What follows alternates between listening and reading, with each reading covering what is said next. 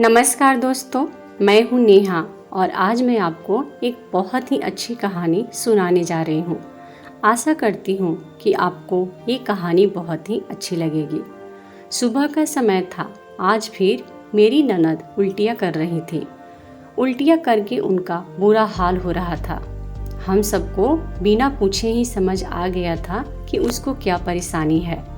मेरा दिल जल रहा था, मुझे गुस्सा आ रहा था। जी चाह रहा था कि यह औरत कहीं गायब हो जाए और कभी वापस ना आए। इसके बारे में सोचते सोचते पूरा 1 घंटा गुजर गया। मैंने गुस्से से एक आखिरी नज़र उस पर डाली और फिर मुंह फेर लिया। और यह पहली या दूसरी बार की बात तो नहीं थी। मुझे इस घर में भी आए 2.5 साल हो गए थे, मगर मैं पति के साथ होते हुए भी बेऔलाद थी। और मेरी ननद अजीब ही औरत थी।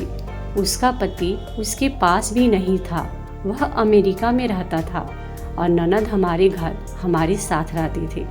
मगर वह हर साल प्रेग्नेंट हो जाती थी और हर बार सेहतमंद बेटे को जन्म देती थी। और फिर से वह प्रेग्नेंट हो गई थी और मुझे गुस्सा आ रहा था कि यह सब क्या हो रहा है। मैं हैरान थी कि यह कैसे बेशरम लोग हैं। बेटी से किसी भी तरह की कोई पूछताछ नहीं करते थे। कोई सोचता ही नहीं था कि यह हर साल कैसे प्रेग्नेंट हो जाती है। मेरी सास भी अनोखी औरत थी। हर बार बेटी के प्रेग्नेंट होने पर उसकी देखभाल अच्छे से करने लग जाती थी। उसको अच्छी खुराक देती थी, जैसे उनके लिए यह बात बहुत खुशी की हो। बेटी का ख्याल रखते हुए यह हकीकत भूल जाती थी कि बेटी का पति इसके साथ नहीं था। मैं उन लोगों से परेशान हो चुकी थी। कुछ मेरा दिमाग अपनी शादी की वजह से खराब रहता था, ऊपर से अपनी ननद के हर साल प्रेग्नेंट हो जाने पर मुझे गुस्सा आता था। मुझे लगता था कि मैं यहाँ पागल हो जाऊंगी। वह सब लोग अजीब इंसान थे। हमारे घर में बस 2 ही मर्द थे, एक मेरे ससुर और दूसरे मेरे पति। मेरे जेठ का कुछ वक्त पहले डेथ हो चुका था और मेरी जेठानी भी शादी के 5 साल बेऔलाद रही थी। मेरे पति दूसरे शहर में नौकरी करते थे और मेरे ससुर शांत मिजाज के इंसान थे, जो किसी भी मामले में ज़्यादा नहीं बोलते थे। वह अलग ही रहते थे। मैंने एक दिन अपनी जेठानी से उस सब मामले के बारे में पूछा, क्योंकि वह मुझसे पहले शादी करके इस घर में आई थी। मैं सोच रही थी कि शायद उन्हें ही सब कुछ पता होगा। मेरे सवाल पर उन्होंने मुझे जो बताया तो मैं उसमें उलझ कर रह गई थी। उन्होंने कहा कि हमारी ननद शुरू से इतनी हसीन लड़की थी कि कम उम्र से ही हमारी ननद के बहुत रिश्ते आने लगे थे, तो घर वालों ने भी जल्दी एक अच्छा और कम उम्र का लड़का देखकर इसकी शादी कर दी। शुरू के 2 साल तो हमारी ननद हमारे साथ ही रही और उसके पति ने उसे बहुत प्यार और मोहब्बत से रखा था। मगर फिर अचानक एक रोज वह इसे यहाँ छोड़कर चला गया और आज तक वापस नहीं आया था। सुनने में आया था कि वह अमेरिका चला गया है, मगर परेशानी की बात तो यह थी कि उसके चले जाने के बाद भी हमारी ननद की यही हालत रही थी। हर साल प्रेग्नेंट हो जाती थी। न जाने उसमें इतनी शक्ति कहाँ से आती थी कि हर साल एक स्वस्थ बच्चा पैदा करके देती थी। 2-3 बार तो ऐसा भी हुआ कि उसके बच्चे पेट में ही दम तोड़ जाते थे। अभी तक तो 2 बेटा पैदा कर चुकी है और अब एक बार फिर मेरी ननद प्रेग्नेंट है। मेरी जेठानी खुद भी इस बात से बहुत परेशान रहती थी और वह चुप चुप रहती थी। और जब से विधवा हुई थी, उन्होंने घर के मामले से किनारा कर लिया था। कभी कभी मैं यह सोचने पर भी मजबूर हो जाती थी कि हमारी ननद बहुत नसीब वाली औरत थी, जिससे ऊपर वाला औलाद से नवाजा है। मेरी जेठानी ने मुझे यह भी बताया था कि शुरू में इस तरह जब हमारी ननद इतने साल से पति के अमेरिका होने के बावजूद भी प्रेग्नेंट हो जाती थी और कभी कभार अगर तबीयत ज़्यादा बिगड़ती थी तो दोनों भाइयों को माँ कह देती थी कि बहन को किसी डॉक्टर के पास ले जाओ, और दोनों अच्छे अस्पताल में ले जाते थे। मेरी जेठानी भी इस सब से बहुत परेशान होती थी। कुछ पता ही नहीं कि पति के बाहर होते हुए भी ये प्रेग्नेंट हो जाती हैं, या फिर बात को नज़रअंदाज कर देते थे। मैं सोच कर पागल हो रही थी कि ये प्रेग्नेंट कैसे हो जाती है। ये कैसे मुमकिन था। मोहल्ले वालों से तो उन लोगों की बनती ही नहीं थी। मैंने शादी के बाद अपनी सास को किसी के घर आते जाते नहीं देखा था, ना ही कोई उनसे मिलने आता था। इसी तरह मेरी ननद भी ज़्यादा कहीं नहीं आती जाती थी, मगर फिर भी हर साल वह प्रेग्नेंट हो जाती थी।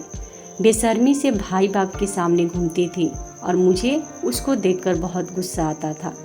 मेरी जिठानी की फितरत नहीं थी कि वह किसी के मामले में दखल अंदाजी करे, मगर उनकी बातों से मुझे अंदाज़ा लग गया कि वह कुछ बातों से परेशान थी।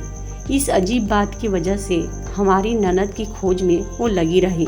वो बता रही थी कि हमारी ननद को इस घर में आ जाने के बाद से ना हमारे घर बाहर से कोई आता था और ना ही हमारी ननद ज़्यादा बाहर जाती थी। और फिर मैं किचन में खाना बनाने चली गई, मगर मेरे दिल में अब अपने पति से इस मामले में बात करने का सोच रही थी। और मैं आज शाम को यही सोच रही थी कि जल्दी से मौका मिले तो मैं उनसे बात करूं, और वह आए तो बस सबके साथ खाना खाकर अपने मम्मी पापा के पास जाकर बैठ गए। आधी रात तक बेसब्री से पति के कमरे में आने का इंतज़ार करती रही। फिर कहीं जाकर वह कमरे में पहुँचे तो मैंने उनसे बातें करना शुरू कर दी और घुमा फिरा कर बात को ननद की तरफ ले गई थी। मैंने कहा, खैर आपकी फिर से खुशखबरी है और आप मामू बनने वाले हैं। मुझे लगता था कि शायद वह मेरी बात से चौंक जाएंगे या नज़रें चुराएंगे, मगर वह हाँ में सिर हिला गए और बोले, भगवान करे सब कुछ ठीक ठाक हो। यह सुनकर मेरा दिमाग खराब होने लगा। यह कैसे इंसान थे जिसे कोई परेशानी ही नहीं होती थी। मैंने ठंडी सांस भरी और अपने ख्याल उन पर जाहिर कर दिया कि कैसे मुमकिन हो रहा है। उसका पति उसके साथ नहीं रहता। वो मेरे बात को नज़रअंदाज करते हुए अपना मोबाइल निकाल कर बैठ गए। ऐसा लग रहा था जैसे वह यह बात सुनना ही नहीं चाहते थे। सारी बात उनके कान में डालने के बाद भी मैंने उनके चेहरे को वैसे का वैसे ही पाया तो दिल ही दिल में इन सब की बेशर्मी पर हैरान होती और चादर ओढ़कर सो गई। मगर अब मुझे राज जानने के लिए कोई और ही रास्ता ढूंढना था, क्योंकि हार तो मैं भी नहीं मानने वाली थी। यह सब सोचते सोचते मैं कब सो गई पता ही नहीं चला। सुबह जब जगी तो जैसे दिमाग खाली सा हो रहा था। मैंने वो सब बातें दिमाग से निकालकर खुद को ताज़ा किया और नाश्ता बनाने में लग गई।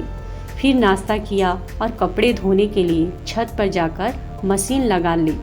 मैं पूरे ध्यान से कपड़े धोती जा रही थी और साथ अपनी ननद के बारे में सोची जा रही थी, और कपड़े धोते धोते यह भी सोच चुकी थी कि किस तरीके से अपनी ननद की सच्चाई सबके सामने लेकर आना है। अगले दिन पति के ड्यूटी जाने के बाद मैंने अपनी ननद पर पूरी तरह नज़र रखना शुरू कर दिया और वक्त गुजरने लगा। पर मुझे कभी कभी ऐसा लगता कि मैं इस घर पर यूँ नज़र रखकर गलत कर रही हूँ।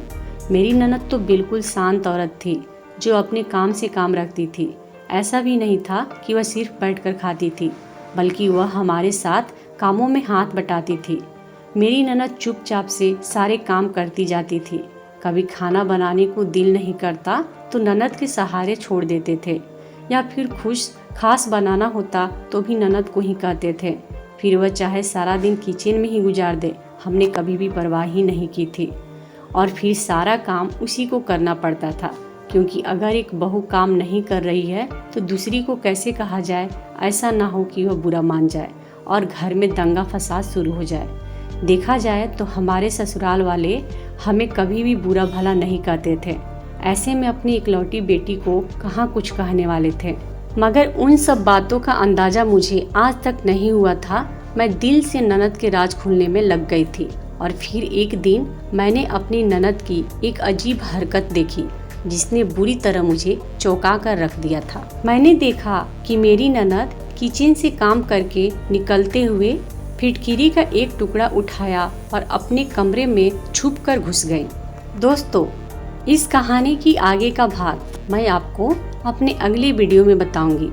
इसलिए अगर आपने अभी तक मेरे इस चैनल को सब्सक्राइब नहीं किया है तो मेरे चैनल को सब्सक्राइब करके घंटी के बटन को जरूर दबाइएगा, ताकि जब भी मैं अगली कहानी की वीडियो अपलोड करूंगी तो उसका नोटिफिकेशन मिलेगा आपको सबसे पहले।